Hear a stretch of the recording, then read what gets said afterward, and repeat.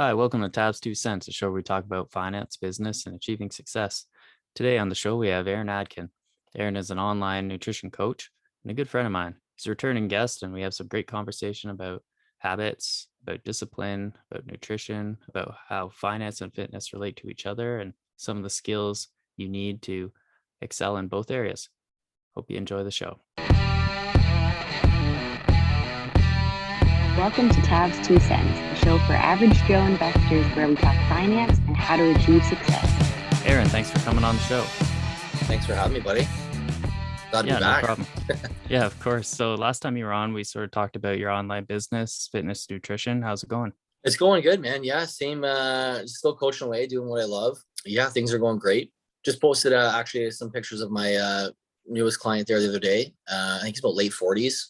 I think we got him down about 20, 25 pounds at this point. So no, things are going good. Yeah, couldn't be happier, really. That's awesome. How about with the bodybuilding? How's that going? It's going good. So currently I'm in my off season right now. So I finished my competition last year in June and took myself through about, I would say maybe like a 6 to 8 week recovery diet. And that's just walking food up slowly. Actually, sorry, the recovery diet's about 6 to 8 weeks. And that's where we jack up food pretty quick. You put on quite a bit of weight right away. From that point, you kind of taper the food down and slowly start gaining at a slower, more reasonable rate. And I've been gaining since last June. What are we now? March 2022. So yeah, I'm 200 pounds now. Stage weight was 157. So what's that? 40 pounds, almost 40 pounds. So yeah, no, man, it's going good. And I'll probably hang up here for a while and looking to compete again in 2023. So yeah. That's awesome. So I know your business online, you do a lot of fitness coaching, you do a lot of nutrition coaching. And one of the reasons I wanted to get you on was it's not all about the physical fitness and your body and weight loss. A lot of this is mental toughness and mental conditioning and dealing with stress and anxiety. And as investors, we need to be fairly calm when things start to go not our way. So I wonder if you could talk a little about the mental benefits to nutrition and fitness. Yeah, as like overall, totally. So for myself, I can kind of speak from my own perspective, really. I know it's for me at this point in my life, it's kind of a deep part of my morals and values. And I find that when I, don't stay aligned to those habits, it can affect me mentally. I notice that if I'm not kind of checking the boxes that I want to check physically, then mentally it's not quite there for me too as well. And I kind of find that maybe it's, a little bit more anxiety and stress creeps into my life. And I think that's just because I have certain values I want to kind of associate myself with and align myself with. And then when I stray away from those, then it becomes one of those, internal battles, I think, mentally. So, and that's just me, and that's just the habits that I have now, and that's kind of the person that I feel the most comfortable being. But at the end of the day, I know that for me, if I feel good physically, then I just tend to feel better mentally. And I'm not perfect. Like even with the natural bodybuilding, like in the off season, like for example, I just had a couple back-to-back vacations for myself, and even then, like we spent 17 days in Florida, and then after we came back and went to Antigua, and I even noticed for myself, like I was starting to drink a little bit more. I was starting to get at ease because when I'm in the off season as a bodybuilder, I'm gaining weight. I don't have to be hyper focused as much on food. I spent a whole entire year just hyper focused on food. Like every single piece of food that went in my mouth was tracked, logged. So, this break the last 10 months where I've had to, had some more leniency, and I got to kind of do the things that I kind of missed out on for that block. So, and so I kind of noticed though when I got back from my second vacation that, some of the habits that I really want to make sure stay in place were starting to slip a little bit. I was drinking a little bit more alcohol and stuff like that. And I noticed a little bit more stress creeping in my life. Like I got 3 small kids, so I got stress in my life no matter what. So, I think just for me, it's, making sure that I'm doing the things that I believe in, the things that I identify myself with. And then when I do those things, everything else in the mental side seems to just fall in line with that. So yeah, it's almost like once you have a clear-cut routine and you start to, a lot of people talk about the benefits of a routine. So once you start to follow this routine, then if you need to add on some more productive things, it tends to be easier than starting from scratch. Yeah. And that's like with my coaching process, that's the number one thing I'm trying to do. Like the way I coach is, I have all my clients logging their food, weighing their food, tracking all their workouts, usually having some sort of idea of what their steps are on a daily basis. If they move a lot already, if not, then I want to make sure they're tracking those steps to make sure we're getting that at least a certain amount of movement in there a day. For me, myself, if I'm coaching my client and I'm kind of making sure that they do those things, I kind of want to make sure that my own habits are the same and I'm kind of living by my own words and doing the same things that I'm telling other people to do. Yeah, I think that with investing, you want to tell yourself that I'm going to hold this stock for 5 years or 10 years or 1 year, whatever your timeline is. But then, as we all know, and I had a guest on, Charting Man Dan, and he was talking about the emotional significance to money that we hold and how hard it is to watch your dollars go down in your account, go into the red. And I think with routine, if you know that you're just going to continually dollar cost average and hold those stocks and it's ingrained in you that that's what's going to happen, it's easier to do that. Yeah, 100%. And you know what? That kind of, in a sense of fitness, like I always tell my clients, I say, this is the boxes we want to check. This is where we want to be. But before we get there, there's going to be a learning process to a new strategy. Like this is our strategy. We're going to stick to this strategy. And it's going to take you a few weeks to get used to this and get confident with it. So I like to remind my clients that, because the main thing I want to do is build new habits for people. That's number one. I don't want people to track their food forever. I don't want people to, log every set forever. I personally do, but I don't expect other people to do that. And I usually coach general population clients. I'm not coaching bodybuilders. That's something I'm interested in, but I know not everybody else is interested in that. But there's certain fundamentals and principles in nutrition and fitness that apply to everybody. And it's kind of like I like to think of it like a faucet, like how much do you want to turn it on? How much you want to turn it off? And it depends on what your goal is, how much you jack that faucet up. And, but the biggest thing is developing habits that are the basic fundamentals that apply to everybody, and taking that habit or that strategy or that approach and just applying it over time and being consistent with it and not wavering, when there's hiccups in the road, thinking that you got to change things up and do something different. They're the basic fundamentals that work for everybody. And, long-term consistency is really the most important thing, and building those habits, because I don't expect people to track everything forever. That's not the goal either. Yeah, I think that's interesting, because finance is the same. Once you get the habits, then it all kind of just happens naturally after that. It's interesting you mentioned strategy, because one of the things that we deal with as investors is we get all these interesting options thrown at us. You get meme stocks, you get weed stocks, you get crypto, you get all these new trends, and it's very tempting to hop on those trains. I'm sure you deal with that in finance as well. How do you deal with the guys saying, hey, I want to be keto, I want to be carnivore diet? Do you think it's more of a mental thing, or do you think it's, a populist thing or a trend setting thing? I would say the latter most.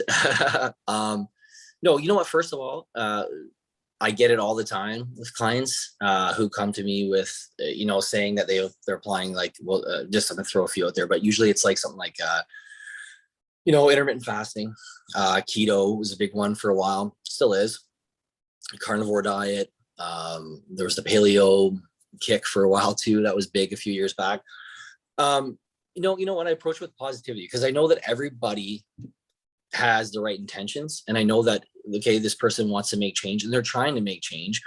I think they just tend to get confused by the amount of media and studies that get thrown in people's faces that really tend to convolute the process and the whole entire industry. I mean, the obesity epidemic is $1 billion industry for people. It kind of tends to prey on people because it tends to mislead them with magic and false narratives.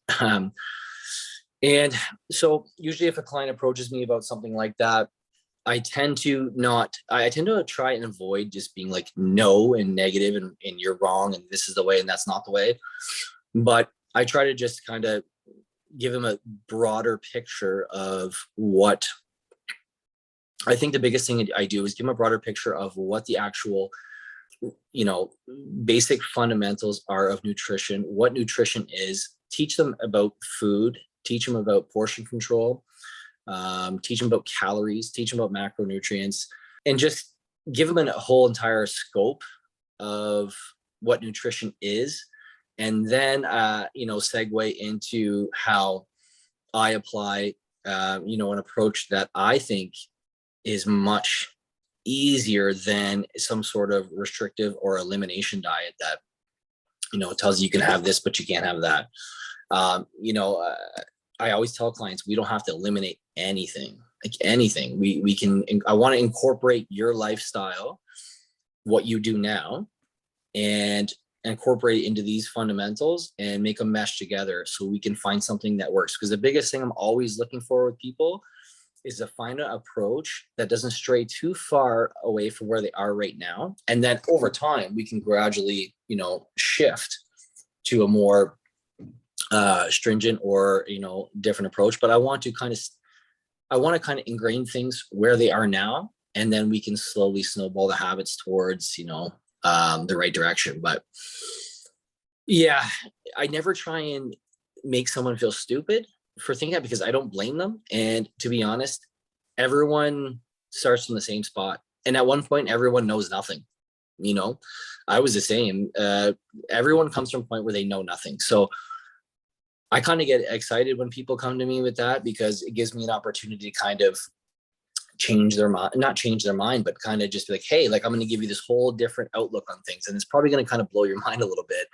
And yeah, the truth is you can still have ice cream and you can still have beer and you can still lose weight. So yeah, I look at it as an opportunity, I think, most of all. And I think the biggest thing is I don't want to deter or discourage people from feeling a bit lost or feeling like nothing works for them. And I always tell people, I'm like, everyone can lose weight. There's every single person can do it. There's no reason that no one can. It's just, I think people just, it's like driving down an LA freeway and seeing 10 off ramps. You don't know which one to take. And my job is just to kind of keep them on the road and keep them on the path of what actually matters, and the rest is just noise. Yeah, that's interesting. And I like talking to you about this kind of thing because finance and fitness, in my mind, they use a lot of the same corrections to fix problems. So what I'm trying to say is a lot of the ways that you would talk to your clients are the same ways that I may talk to somebody who needs help with their finances. And it's not that everybody can invest, because some people really do live paycheck to paycheck, but everybody can become financially literate, and all they have to do is start to learn. And then over time, perhaps they will develop some new habits where they save money and have more money to invest, and then they can move on from there. So one thing I wanted to ask was, what's a good starting spot for people? And what do you do when they start to falter in their discipline? How do you help them get through that? Actually, I'm just going to elaborate on the one point you just said, because to think of it too, like, human beings are pretty typical creatures in a sense where we want things fast. We want results fast, whether that's money or whether that's, six-pack abs. And I think people are always trying to find that magical solution because they see somebody on Twitter, they see someone on Instagram who got lucky that one time and either in the finance side, we'll say, like, got lucky and bought that shit coin that went to, $1 million and 100x and, they got rich. Or on the fitness side, they look at somebody who has, say, maybe just,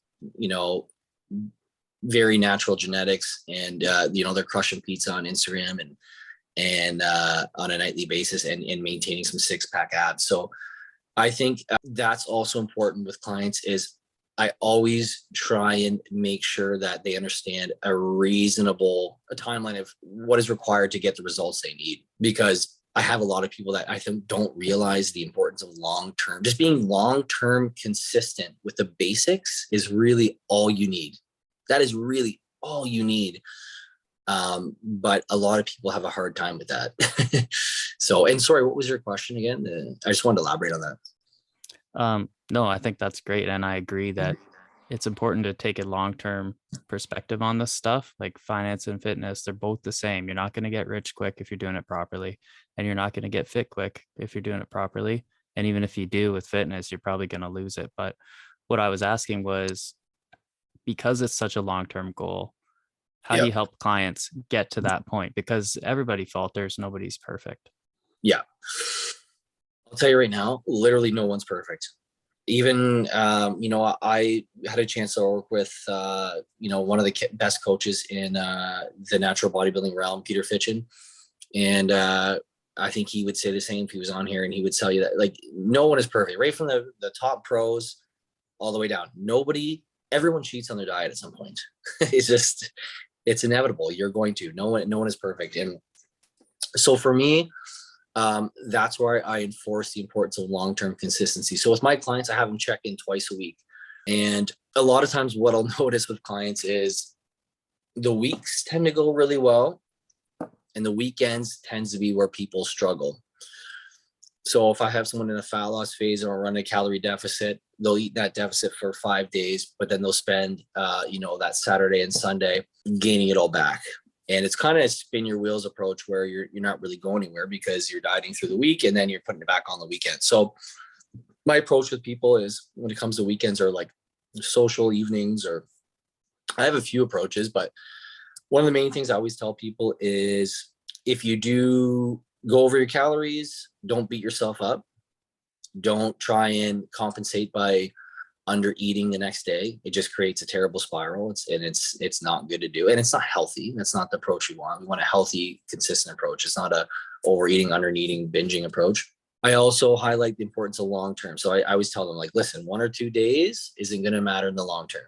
It's just like, when you think about it over time, the longer you spend doing it, the least important those days become, right? So I always highlight that fact. One trick I do with clients too is, like, say they're going out for, the big thing I always tell clients is, say, hey, go out, enjoy yourself, have a good time. All we want to avoid is, my favorite line is this: all we want to avoid is an all-out binge. That's it. I want you to go tonight. I don't want to worry about your numbers too much. I want you to eat to where you're full. I don't want you to eat to where you stuff yourself. I don't want you to have 6 pieces of cake. Just have the 1 piece of cake. When it comes to alcohol is that one thing. Clients come to me and they always assume that when we start working together that they can't drink alcohol. And I say, no, we're going to keep, if you drink alcohol now and it's something that you have a healthy relationship with and you do socially, I said, let's keep it in there. The approach being, let's keep it in moderation. And then we do have those nights where you're going to go out and you are maybe celebrating something. You're going to have a few more drinks. Well, why don't we do this? Why don't, before we go out, let's add it into our numbers, into our food for tonight. And this way we know that, okay, we have this many calories that we're going to probably consume tonight in alcohol. This is our window that we have left for the rest of the day. But if we're going to fill up 700 calories in alcohol today, I want you to eat a bit more food today. So it might be a day or two where we are going to add some weight on, or we are going to gain back scale weight, so to speak. But again, as soon as we move back into our numbers and we get a consistent stretch together, we'll bring those numbers right back down. So I think it's just, for me, it's comforting people, because people tend to beat themselves up. And that's why, one reason why I don't build meal plans for people. And I like to give people, macronutrients to hit, because when I give, if I give someone a meal plan and they look at it, they say, okay, do I eat this every day? Yeah, you follow the schedule every day. Well, it's just not realistic. It's not realistic. Someone is not going to eat those same foods every single day. So that's where I like the flexible dieting approach, because it allows you to have different foods in your diet, but you're never feeling like you're cheating on your diet. The biggest thing, the most important thing, is portion control. So, and just highlighting those and making sure people know that we're not going to beat ourselves up if we do. And I don't want you to compensate by under eating the next day. So just highlighting that consistent long-term approach to things and not getting too worked up over, hiccups here and there. Yeah, I think that's some valuable advice, actually. And in the finance world, it's similar. If you make a bad investment and buy stock that goes down, everybody does that. Warren Buffett has talked many times about his mistakes and the monies he's lost. And you can't get caught up in that and try to win it back in another risky investment. You just have to keep on trucking and make sure that your investments are allocated in a way that's going to give you long-term returns. With that being said, most of my listeners would be finance people. I know you've dipped your toes in those waters a little bit. So you'll know what I mean when I say, what would a index fund approach be to finance? Something where you have to do a little bit of work. You got, in finance, you got to open your account. You got to talk to your broker. You got to sign all these papers and open an account to buy index funds. But what is something that people can do with nutrition and fitness that takes a little bit of work, but can give them a lot of benefit in the long term? Yeah, that's a great point. And just to speak on your last point too, in the same way that, when you research a company, you look at the numbers, you look at the sheet and you say, okay, I want to invest in this company. And now people do the same thing, and they want to develop conviction, because when it does get volatile, you don't puke it out and sell it off. So you need to know what you're investing in. And I think it's the same thing when a client comes to me. My job is to be a good communicator, so people believe in me and believe in the process, and believe and have conviction in what I'm telling them. So just to intertwine finance there, it just made me think of that. But yeah, it's the same thing. Like, they have to have conviction in me as a coach. And that's why I like being a good, healthy communicator, and keeping that open line of communication really, really healthy, and explaining things to people. Don't just say, here, do this. Some people do just want to know, hey, just tell me what to do. And that's it. That's fine. But I find there's more value in learning why you're doing something, because then that's how human beings work. It makes more sense to us when we understand it. We can relate to things like that. So yeah, your point on the index fund. So that's actually a really good way to put it. Yeah. So I understand too that everyone doesn't want to necessarily track their food, weigh their food, log their food, write down all their workouts, et cetera, et cetera. Now, when I coach clients, that's how I coach people, because as an online coach, it's the most effective way for me it's the most objective way to coach somebody. It's data, it's numbers. But I know human beings aren't just data and numbers, right? We're all people with lives, stress, kids, things going on. So my approach flat out doesn't work for everybody. I've turned lots of people down where I've said, just, I don't think this is for you, because not that I don't think they would be successful, but I almost don't know if this is the approach they need at that time in their life. So, if there's somebody who's like, hey, I just want to improve my habits, I want to just get healthier. I don't need to have a 6-pack abs. I don't need to, improve my body composition to a point where it's it's social media worthy or whatever. If I had to give an index fund approach with fitness, I would say the basic fundamentals are most important. So movement. Do you move a lot in the day? Are you moving enough? Okay, well, some people say, yeah, I do this job, I move tons. Okay, we're probably fine there. Some people's not really, I work at a desk. Okay, well, if that's the case, then maybe we need to at least do a little bit of monitoring of that. So, we have our phones now too, that count our steps. It's not much. At the end of the day, I tell clients, just at the end of the day, look at your phone. Did you hit 6,000, 7,000 steps? Well, okay, so just take a peek and just see, and then just set a small goal for them. Okay, I'm going to hit 6,000, 7,000 steps a day. That's all you got to do. So we're going to make sure we just get that movement piece in there. So you're just not on your couch all day. You're not going from your desk to your couch. So I would say that's one of the most basic ones. If you need to monitor that, maybe. If not, then don't worry about it. Go to step 2. Step 2 would be resistance training. Are you at least resistance training some? Are you at least doing something? I don't know. I know that everyone doesn't necessarily want to be in the gym 5, 6, 7 days a week. And the truth is, you don't have to, as long as you're doing something. Where can we start? Can we start at set the bar low? Say, resistance training twice a week for 20 minutes. Let's start there. And I find a lot of time with clients too, is they'll come in and they want to make changes really, really fast. So they'll say, I'm going to work out 4 days a week, and I'm going to do this many sets. And I'm I try and talk them out of that, because I think there's value in starting low and going slow and building the habits first, like I mentioned. So, but for someone who's looking not to log, I would say just get in two sessions of resistance training a week, 2 full body sessions. Start with 20 minutes twice a week. Simple as that. And now if you're more advanced or you've been doing this for longer, you can maybe step it up to 3 days a week, whatever, but just do something. just do a little bit of resistance training. And I say that because a lot of times clients will come to me and they maybe run only, or they do maybe only cardiovascular work, which is great. And, let's incorporate that into maybe just a little bit of resistance training too. When it comes to food, the biggest things with food are obviously, that's where people tend to struggle the most at first, but realistically, the food's actually the most straightforward part of it all. Training is actually more nuanced really than food is by a long shot. If you go down that road, it doesn't have to be, but with food, I would say the biggest things are going to be, are you eating enough protein? Just ensure, if you're, depending on how many meals, try and eat, 3 to 6 meals a day.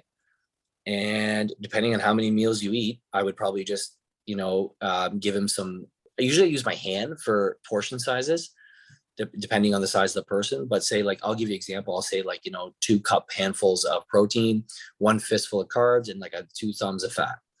I'll give them something like that, something very basic just to kind of build from, and just ensure they're getting enough protein, and say, hey, let's aim for 4 or 5 meals a day. Try to aim for 30, 40 grams of protein a meal, and that sometimes is a lot for people that are just transitioning to a healthier way of eating. But the biggest thing with food, I would say, is just portion control, getting in your protein.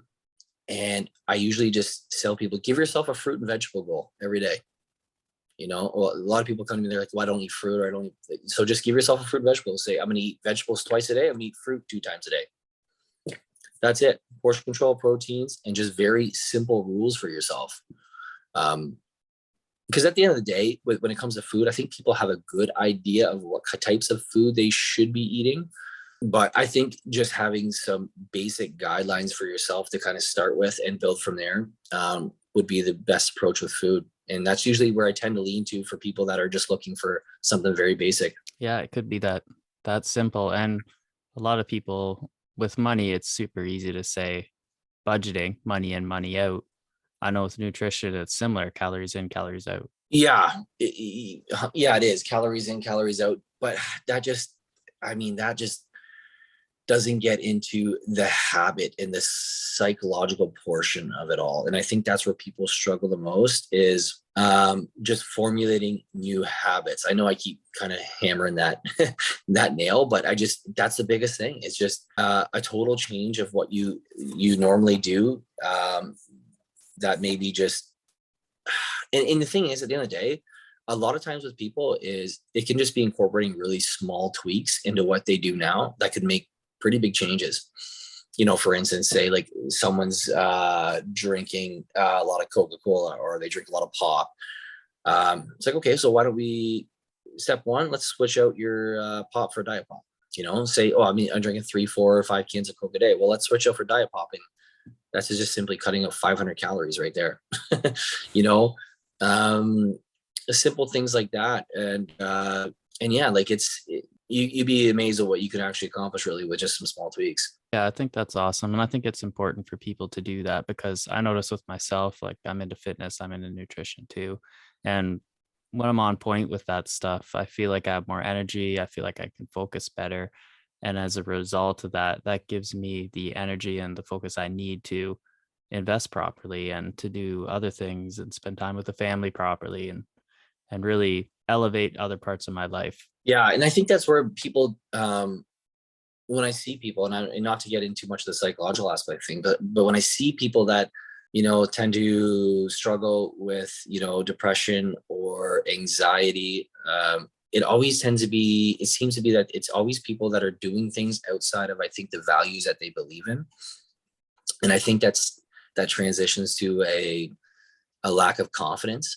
And I think what you just mentioned too is when you're eating better, you're training, you're working out, you just feel better overall. It's just that endorphin and just that dopamine high that just gives you that confidence. I think that just makes you feel like, okay, I'm making the process to being a better person.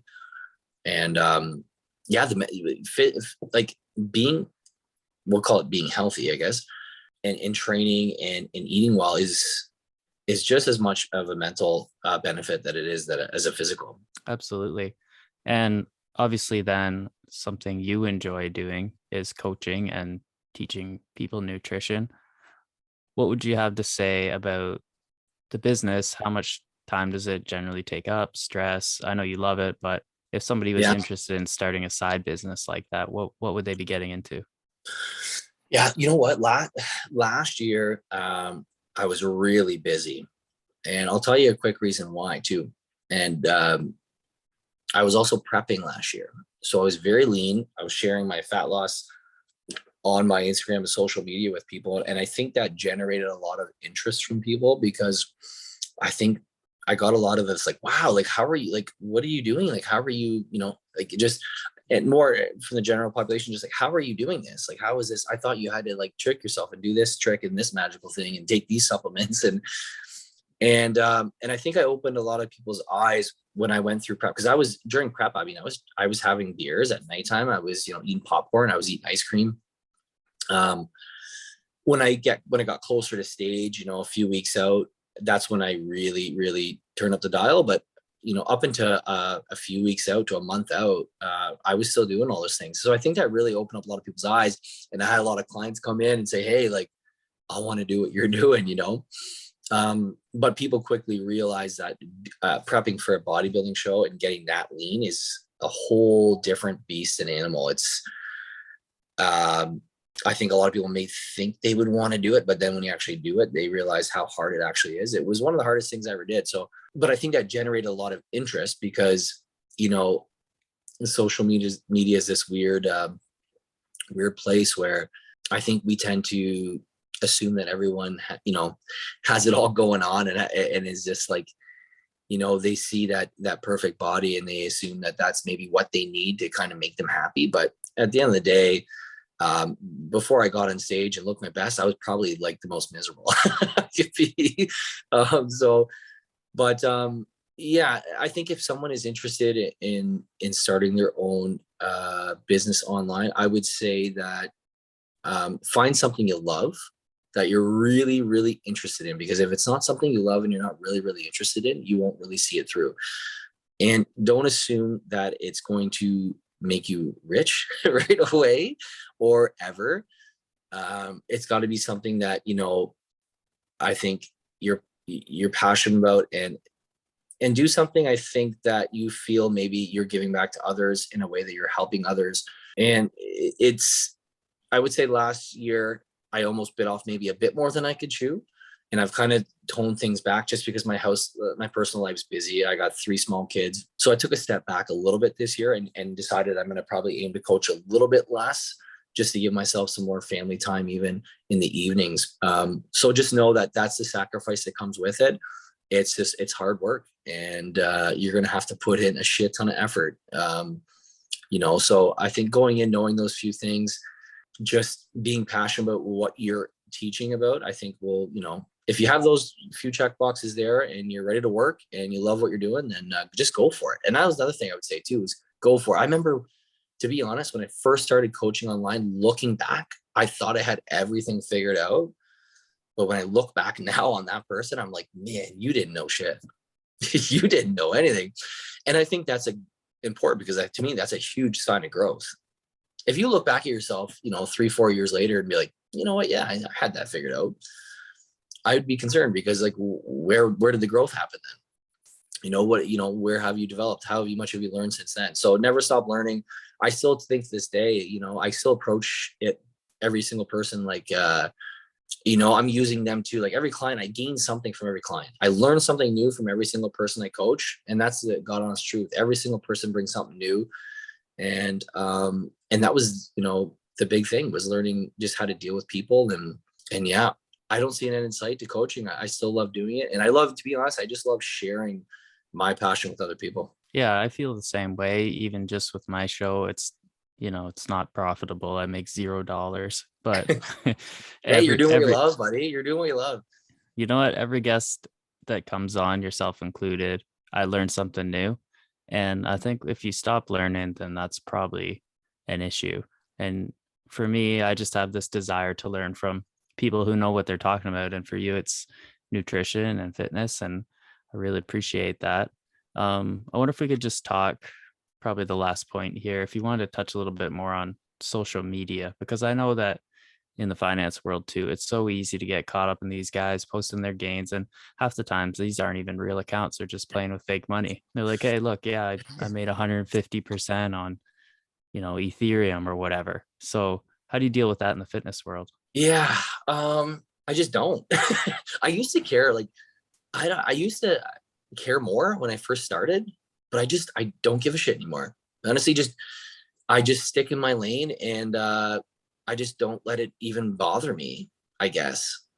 You know what? I'll be totally honest with you. I share a lot of my things on social media. I share my business on social media. I share my, my training, my fitness, my nutrition, but I don't spend too much time on there just because, man, I spend most of my time reading books, trying to develop my own personal scope and grow and develop in different areas. I branched out. I think I've talked to you a lot about this here, about branching out into learning about, economics and finance and how to invest. And I came to you with a bunch of questions. And it's funny because I came in, I was a little bit cocky. I'm like, oh, I can do this. Like, I'm going to invest. And yeah, why not? But then the deeper I keep getting into it, I'm like, man, I really don't know anything. And it's just like these rabbit holes where I just keep going down. I'm like, wait, I don't know anything. Like, I don't know. No, I don't even, like, it's crazy. It's like every time I think I have it figured out, there's just one more, avenue to go in. So I think the same with finance and with fitness. There's a lot of noise, man. There's a lot of noise and a lot of people saying stuff that just is unnecessary. And the thing is too, is like, sometimes people in fitness will try to overcomplicate things to maybe make them seem more nuanced or seem like there needs to be this like specific approach that is detailed. And so even me, when I first started, like I would get roped into that stuff. Be like, oh, okay, so what does this guy do? And like, I'm going to take a little bit of what this guy's doing and take a little bit of what this guy's doing and then package it all up. And then maybe like, but I quickly learned over time that there's just, a few basic rules. And what I did too is like, as I got more educated, because I think social media is an awesome tool. I do. I don't know if that makes me contrarian, but I actually think it is a awesome tool because you can connect with family. You can share your life on there. It's like a personal journal. You can share your passions on there. Most like a lot of the time, it's just like, for me, the more I learned about the subject, the more I kind of just trimmed everything down. And I don't even necessarily mean to just what's important here, but I mean just on social media, like, okay, like I took the people that actually like were, kind of getting to the point of everything and focused on like, being in that group or that community and surrounding myself with other people like that. And then just kind of, and then when I see the other stuff now, like I honestly could literally give two shits. It doesn't even bother me. Like, like I used to get irritated when I see someone come on there or like, on Facebook, you see the V shreds or the guy that's like crushing pizza and be like, you can be like this too and eat this, like all this goofy stuff. And I get it. Like people are trying to make money and they're trying to make a living. They want to all retire young and I guess not have to work. But that's the online world these days. And I don't know. I don't take it personal or anything. I just figure that's people trying to get after their grind and make it, I guess. But I feel bad for the people that sometimes get suckered into it. Yeah, for sure. It's one of those things, like you mentioned, the more you learn, especially in finance, the more you realize you don't know. But you also begin to understand what's noise and what's not sometimes. And I Yeah. agree with you. I really think that social media is amazing in many ways. I've had some conversations with people on social media and even on this podcast that I would never get to talk to otherwise. And there are people that are sending out tweets on Twitter that are really informative and really well thought out. It's just, you have to know what's noise and what's not. And it's really hard to like dig through and filter that. But I do think it's something that people need to have in their lives, just not get too carried away and not believe everything that they see. Probably the same as with nutrition and fitness. 100%, that you nailed it exactly. The more you can educate yourself on a subject, then the more you'll start kind of seeing through people, and then you'll almost hit this like inflection point where it's like sometimes you'll be like, hey, like I actually understand and comprehend things that maybe a little bit better than this person even does. And I used to, look up to this person for information. It's like, well, now I can kind of see and sift through the bullshit a little bit. And yeah, I think most of all, it's just, if you want to learn about, to be honest, I agree. Like that's another reason why, like you can learn anything you want online, like literally anything. A lot of my, fitness and nutrition, and I learned I did courses and I read the books and I did all that. But the most I ever learned was from online and sifting through, finding the right people to listen to, getting educated online, teaching myself. To be honest, you can learn anything online. Yeah, it's just, I think sometimes too, it's just like if you get off on the wrong springboard and someone shoots you that way, next thing you know, you're on a rabbit hole of the Liver King or some goofy shit like that. Yeah, man. And then you get, guys like Rogan who's on a different diet every month, and he's doing carnivore one day and then he's doing, whatever the next day. But Yeah. anyway, I think I think this has been great. I think we've talked a lot about life in general and just some aspects that people might not have thought of with nutrition and finance and how they interconnect, and how really I think your life as a whole, if you can sort of do these things and get some habits, then you're going to be able to help yourself out and figure out what you want to do in general. So with that, I just want to thank you for coming on again. It's always a pleasure, and anytime you want to come back on, feel free. If you want to just let people know where they can find you, your website, Instagram, whatever, then we'll just leave it there. Yeah, you can find me on Instagram at Aaron Adkin Fitness, and my website's aaronadkinfitness.com. Check it out. And yeah, anybody has any questions, just shoot me an email. I'll be happy to answer. So awesome. Yeah, thanks for coming on. Awesome, buddy. Thanks for having me. Joe is not a financial advisor and may have interest in the stocks discussed on the show, so do not take any information included within this podcast as a recommendation or formal advice. Thank you.